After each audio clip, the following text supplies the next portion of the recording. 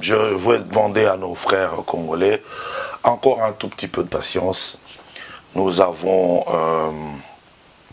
Dieu de notre côté, n'est-ce pas? Dieu a décidé de mettre fin à ce qu'a connu l'homme congolais dans le passé, et aujourd'hui c'est choisi des hommes qui sont là.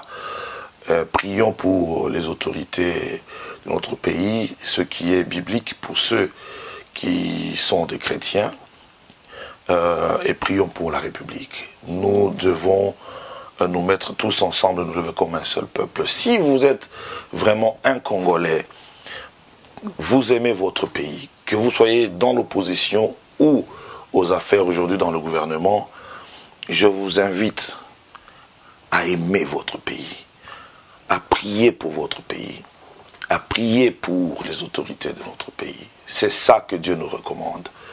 Et à arrêter les injures, les insultes, à arrêter de nous battre, d'utiliser très abusivement les médias aujourd'hui. C'est tout le monde qui se lève, c'est tout le monde qui veut faire la politique, c'est tout le monde qui veut dire quelque chose par rapport à la politique, même ceux qui n'en ont pas compétence. Alors comme c'est tout le monde qui parle parce que le chef de l'État a dit que nous avons la liberté d'opinion, tout le monde veut dire n'importe quoi.